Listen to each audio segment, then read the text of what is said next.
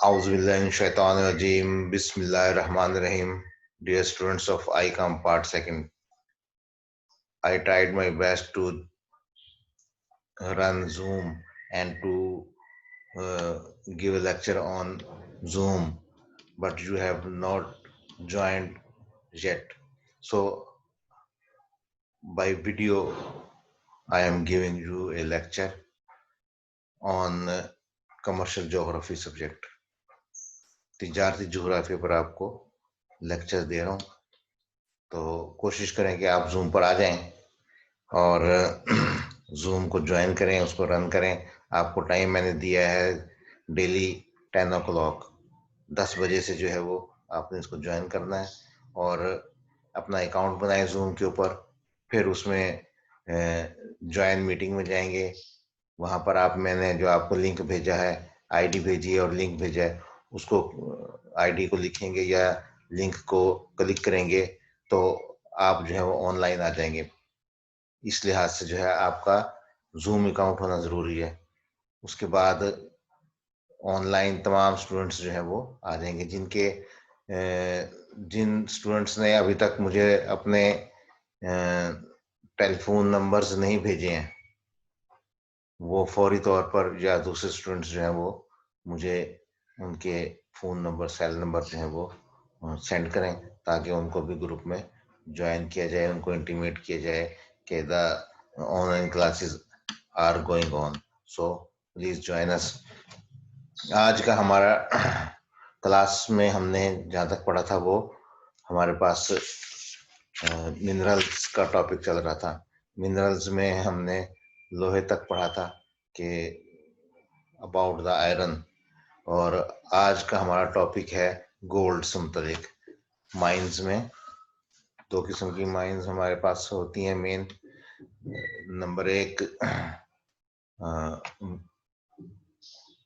Energy minerals, ताकती वसाइल जिनको हम कहते हैं, और नंबर दो वैल्यूड मिनरल्स, कीमती धातें जो हैं। तो वैल्यूड मिनरल में सोने का शुमार होता है।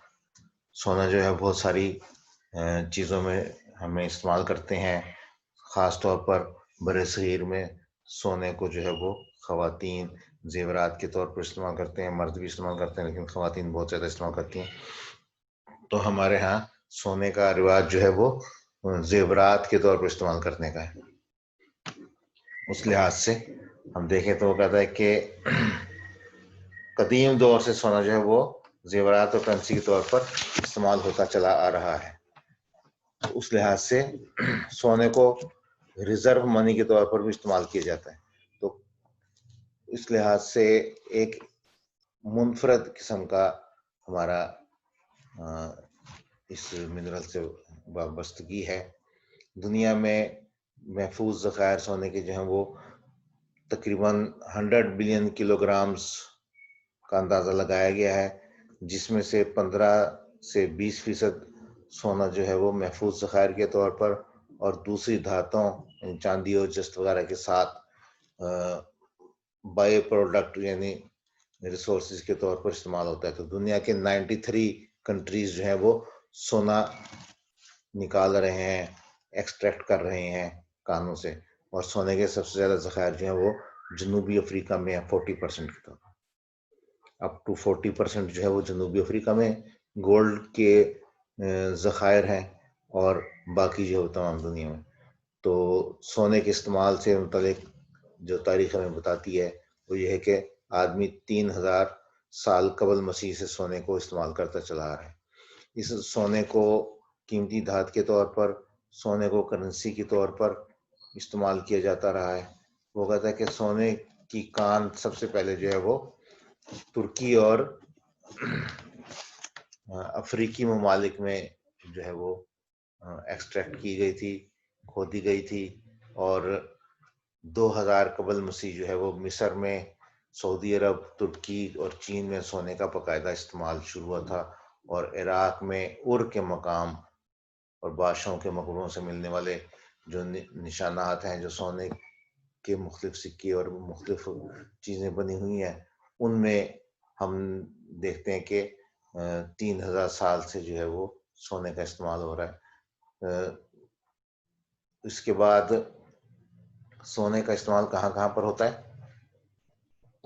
सोने का इस्तेमाल जो है वो हमारा नंबर 1 जेवरात के तौर पर, नंबर 2 करेंसी के तौर पर, नंबर 3 गोल्ड बिलियंस के तौर पर, जो करेंसी का इजरा ममालिक करते हैं, बैंक करते हैं, वो रिजर्व के तौर पर रखते हैं। और नंबर 4 मेडिसिन में इस्तेमाल होता है। फिर दंदान साजी के तौर पर इस्तेमाल होता है। फिर सोने को कैंसर के इलाज के लिए भी इस्तेमाल किया जाता है। सोने को इलेक्ट्रॉनिक्स और दूसरी मसनूआत में भी, ये जो आप मोबाइल लेकर बैठे हैं, इसमें भी सोने के जरिए जो है वो मुख्तलिफ पॉइंट्स बनाए जाते हैं, इसमें भी इस्तेमाल होता है। फिर उसके बाद सोने से थर्मामीटर बनाया गया है, जो कि 2 सेकंड में ही आदमी का टेम्परेचर जो है वो बता देता है। उसके बाद सोने को सैटेलाइट्स में भी इस्तेमाल किया जाता है, जो हम खलाई सैयारे भेजते हैं, उसमें भी हम इस्तेमाल करते हैं। सोना जो है वो एक नरम धात है और ज़्यादा फैलाव रखता है, लचकदार है, बहुत बारीक उसकी अगर हम धात की तह बनाएं तो वो भी बहुत बारीक हद तक 0.0003 इंच जो है वो हमारा बारीक शीट जो है वो बन सकती है। तो इस लिहाज से सोना जो है वो मैक्सिमम जनूबी अफ्रीका से निकलता है। फिर उसके बाद यूएसए के बाद 9% ज़खायर है।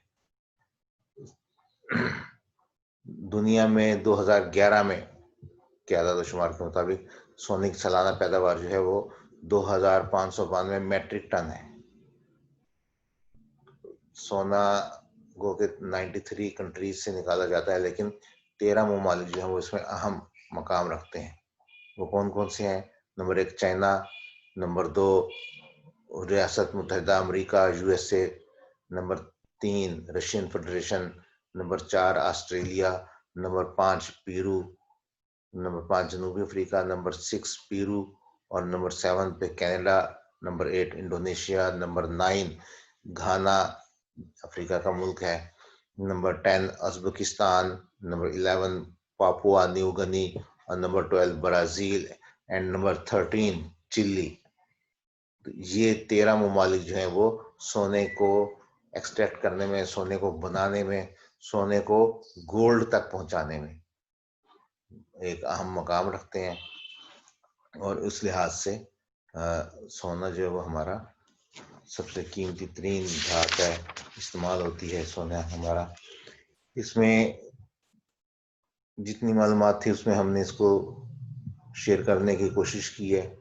अगर हम देखें तो वो कहता है कि क्या आपको मालूम है, क्या मालूम है कि समंदर के पानी में सोना ज़रात की शक्ल में पाया जाता है।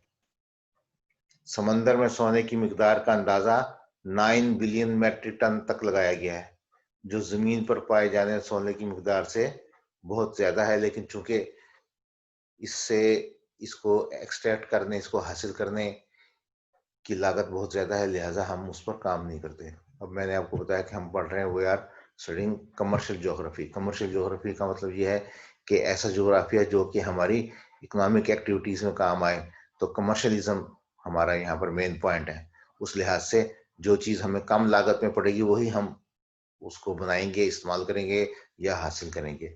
लिहाजा समंदर के पानी से हम सोना जो है वो कमर्शियली नहीं एक्सट्रैक्ट कर सकते। फिर वो कहता है कि सोना एक नरम धात है और सोने को इशारिया 0.0013 सेंटीमीटर यानी इशारिया 0.005 इंच तक बारीक किया जा सकता है, जबकि 29 ग्राम सोने से 100 किलोमीटर लंबी तार बनाई जा सकती है। यानी 29 ग्राम सोने से, तकरीबन 2.5 तोले सोने से हम जो है वो 100 किलोमीटर लंबी तार जो है वो इस्तेमाल कर सकते हैं। तो इस लिहाज से देखें कि उसमें कितनी इलास्टिसिटी है। तो ये हमारे लिए एक इंतहाई कीमती तरीन धात का दर्जा रखती है। इसमें अगर हम देखें कि शॉर्ट क्वेश्चन एंड आंसर के तौर पर, तो वो कहता है कि दुनिया में सोने का इस्तेमाल जो है वो कब हुआ? 3000 कबल मसीह से इसका आगाज हुआ। दुनिया में सोने के महफूज ज़खायर की मकदार कितनी है? 100 बिलियन किलोग्राम। दुनिया में सोने के सबसे बड़े महफूज ज़खायर किस मुल्क के पास हैं? जनूबी अफ्रीका के पास। उसके बाद वो कहते हैं कि दुनिया में कितने ममालिक सोने की कानकनी करते हैं? 93 कंट्रीज करते हैं। दुनिया में सोना पैदा करने वाले अहम ममालिक कौन कौन से हैं? रशिया हमने पढ़ा है, फिर हमने पढ़ा है कि चाइना है, अमेरिका है, ऑस्ट्रेलिया है, जनूबी अफ्रीका है, Peru, Canada, Indonesia, Ghana, Uzbekistan, Papua New Guinea, Brazil और चिली वगैरह जो हैं ये अहम ममालिक हैं। 13 कंट्रीज जो हैं वो 70% सोना जो है वो निकाल रहे हैं। फिर उसके बाद हमने कहता है कि सवाल देता है कि दुनिया की में सोने के इस्तेमाल पर मुख्तसर नोट लिखें, तो यानी उसकी अहमियत क्या है? तो वो उसका जवाब हमने पढ़ा था, ये यहाँ पर देखें। वो कहता है कि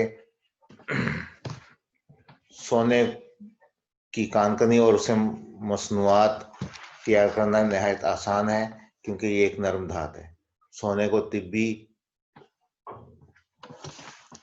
शोबे में अद्वियात के तौर पर इस्तेमाल किया जाता है, दंतान सांजी के लिए इस्तेमाल किया जाता है, सोने से कैंसर का इलाज किया जाता है, सोने को इलेक्ट्रॉनिक्स और दीगर मसनूआत, कंप्यूटर, त्यारे, रॉकेट, टेलीकम्युनिकेशन वगैरह में इस्तेमाल किया जाता है।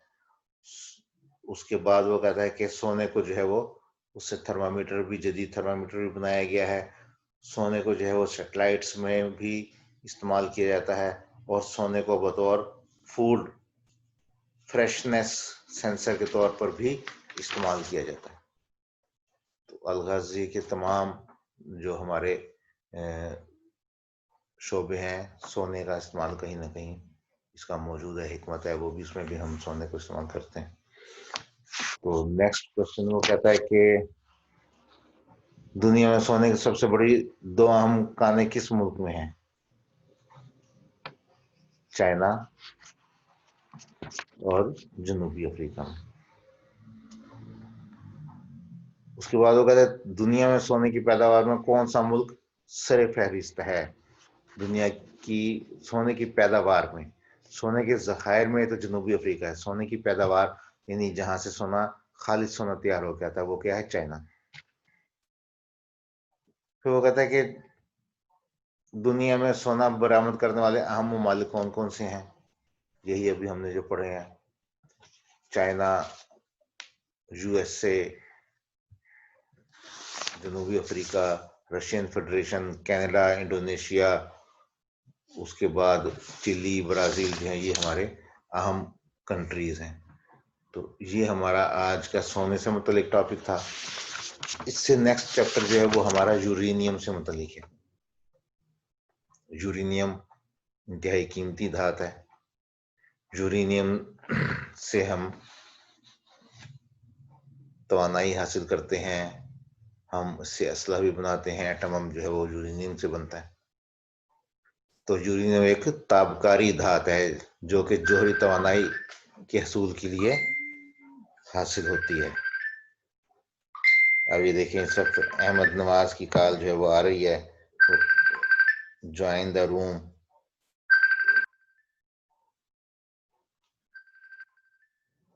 हम देखते हैं कि अहमद नवाज जो है वो जाग गया है और अब वो कॉल करना चाह रहा है कि भाई क्या किया जाए। अगर हम उसको स्टॉप करना चाहें तो हो जाएगा स्टॉप। ये देखिए, हम इसको स्टॉप कर देते हैं फिलहाल। बिस्मिल्लाह। तो दरमियान में कुछ स्टूडेंट्स ने ट्राई की थी कि व्हाट्सएप पर वो ज्वाइन करने की कोशिश कर रहे थे, लेकिन राब्ता नहीं हो सका फिर दोबारा उनसे। तो यूरेनियम एक तापकारी धात है एटम बम इसी से बनाया गया था। जो पहले 2 एटम बम अमेरिका ने गिराए, और दुनिया के यही एटम बम जो है वो किसी कंट्री के खिलाफ इस्तेमाल हुए थे, हिरोशिमा और नागासाकी पर। तो उनको जो है वो यूरेनियम से ही तैयार किया गया था। तो यूरेनियम जो है वो फर्स्ट टाइम 1789 में एक जर्मन साइंसदान क्लाव राथ ने डिस्कवर की थी। यूरेनियम तो अहम कच्छ धातुओं से बनती है। उसमें जो है वो कॉर्नाइट, कोरोनोटाइट और ये पिच ब्लेंड 2 धातुएं इनसे हासिल की जाती है। और आमतौर पर 1 टन कच्छ धातु से, यानी जो यूरेनियम या जो खाम यूरेनियम निकाली जाती है, उसके 1 टन से सिर्फ 4 ग्राम यूरेनियम हासिल होती है। तो आप अंदाजा लगाएं कि 1 टन अगर हम खुदाई करें उसकी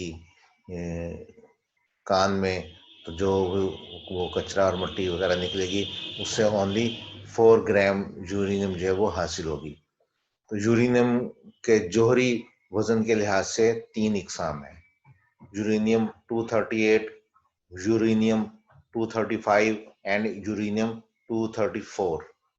तो दुनिया में जो तवानाई के हसूल के इस्तेमाल के लिए की जाती है वो यूरेनियम 235 है, क्योंकि बराह रास्त जौहरी रिएक्टर में इसको इस्तेमाल किया जा सकता है। और इसके बरक्स यूरेनियम 238 और यूरेनियम 234 को अफजूदगी यानी प्योरीफाइड करके जो है वो उसको इस्तेमाल किया जाता है। तो इस लिहाज से ये टेक्नोलॉजी जो है वो ज़्यादा आम नहीं है, इसलिए काफ़ी मुश्किल होता है इसको इस्तेमाल करना। तो यूरेनियम का जो फासिद मादे होते हैं, यूरेनियम जो इस्तेमाल होने के बाद रह जाता है, उसको ठिकाने लगाना जो है वो एक सबसे बड़ा मसला है, क्योंकि ताबकारी असरात जो हैं वो तो बहरहाल निकलते रहते हैं। यूरेनियम इस्तेमाल के काबिल नहीं रहती, लेकिन होती तो वो यूरेनियम ही है फिर भी, चाहे वो उसका एटॉमिक वेट जो है वो कितना ही कम हो, लेकिन उससे ताबकारी असरात निकलते रहते हैं। लिहाजा ये एक सबसे बड़ा मसला है दुनिया में कि जो इस्तेमाल शुदा यूरेनियम है उसको कहाँ ज़ाया किया जाए। 1928 में जर्मन साइंसदान ने ये बात मालूम कर ली कि एटम को तोड़ने से लामहदूद तवानाई हासिल होती है। तो उससे यूरेनियम की जो है इम्पोर्टेंस और इंक्रीज हो गई। और 1945 में यूएस ने जापान के 2 शहरों पर, हिरोशिमा और नागासाकी पर एटम बम गिराकर दुनिया को ये दिखा भी दिया कि कितनी तवानाई इससे खारिज होती है। 1955 में तिजारती बुनियादों पर इससे बिजली बनाने का आगाज हुआ, और 2011 तक इससे तकरीबन 68,000 मैट्रिक टन यूरेनियम को इस्तेमाल करके बिजली वगैरह हासिल की जा रही है। तो इस लिहाज से हमारे पास बहुत सारी यूरेनियम के इस्तेमालात हैं। ये सिर्फ जौहरी असला बनाने के काम नहीं आती, बल्कि तवानाई हासिल करने के लिए इस्तेमाल की जाती है। इसको डिफरेंट मेडिसिन्स में कैंसर के इलाज के लिए भी इस्तेमाल किया जाता है। फिर वो कहता है कि यूरेनियम किन ममालिक में जो है वो दरियाफ्त होता है या कानकनी के ज़रिए हासिल किया जाता है। तो 45 कंट्रीज़ जो हैं वो यूरेनियम की माइंस जो हैं वो रखते हैं। उनमें जो अहम पैदावारी ममालिक हैं वो नंबर 1 कनाडा है। दुनिया के 9% यूरेनियम के ज़खायर उस कनाडा के पास हैं। नंबर 2 जो है वो ऑस्ट्रेलिया है। नंबर 3 काज़ाकिस्तान है। नंबर 4 रशियन फेडरेशन है। नंबर 5 नाइजर है। ये नॉट नाइजीरिया बट नाइजर, ये भी अफ्रीकी मुल्क है। नमीबिया है, ये भी अफ्रीकी मुल्क है। फिर उसके बाद उज़्बेकिस्तान है, रियासत मुत्तहिदा अमेरिका है, यूक्रेन है, चाइना, जनूबी अफ्रीका, ये ममालिक जो हैं वो मंगोलिया, इंडिया, चाइना, ये ममालिक जो हैं वो अपने बड़े ममालिक हैं यूरेनियम को अपने ही ज़खायर से हासिल करने वाले। इस लिहाज से ये एक ऐसी धातु है जो कि बहुत मोहतात तरीके से इस्तेमाल करने के लिए इस्तेमाल की ज़रूरत है। और अगर हम देखें तो हमें पता चलेगा कि वो कहता है कि which country is the major source of energy in in the world. तो मेजर सोर्स ऑफ एनर्जी के तौर पर कौन सा मुल्क जो है वो यूरेनियम को इस्तेमाल कर रहा है, चीज़ इस्तेमाल की जाती है वो यूरेनियम है। Which is the most dangerous mineral of the world? Uranium. When the uranium was discovered in 1789, what was the name of the German chemist कलावरात, यहाँ और दूसरा जो है वो मार्टिन हेनरिच। ये दो हमारे पास वो हैं साइंसदान, केमिस्ट, जिन्होंने केमिस्ट्री से मतलब क्या लिहाजा केमिस्ट कहा जाता है। Okay, uranium named after which planet of the universe? यूरांस। वो कहते हैं यूरेनियम किस प्लैनेट के नाम से वाबस्ता की गई है? वो यूरांस एक प्लैनेट है जो 9 सियारे जो है वो जमीन के गिर्द सूरज के गिर्द चक्कर लगा रहे हैं, उनमें से एक। When the radioactive properties of uranium were first discovered by a French scientist 1896 में 1896 में। फिर कहता है क्या how much energy can we produce with 1 pound of uranium equal to how much coal? 1 pound uranium is equal to 6000 million ton of coal. 1 pound uranium से हम 6000 million ton कोयले के बराबर एनर्जी पैदा कर सकते हैं। ठीक है, तो कहता है uranium is found at what depth of the earth? जमीन के कितनी गहराई में यूरेनियम के ज़खायर जो है वो मौजूद होते हैं? 20 किलोमीटर में, 20 किलोमीटर गहराई में जो है वो इसके ज़खायर मौजूद होते हैं। Which type of uranium is found mostly in the earth? जमीन पर ज्यादातर किस किस्म की यूरेनियम पाई जाती है? तो वो उन्होंने कहा कि यूरेनियम 238।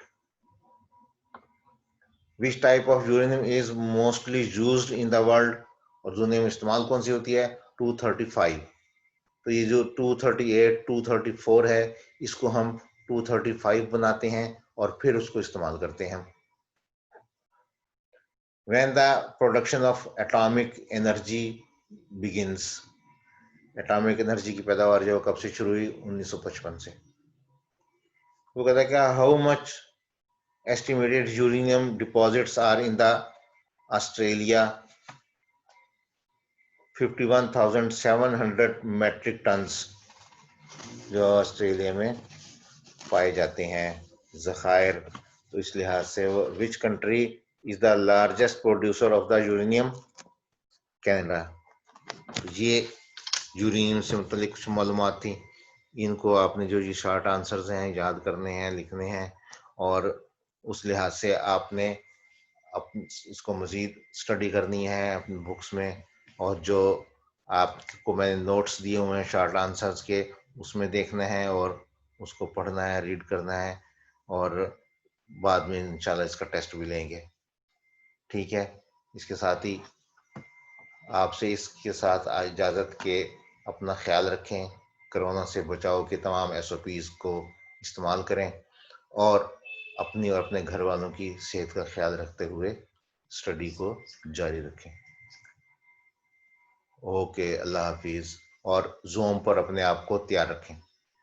ओके, अल्लाह हाफिज।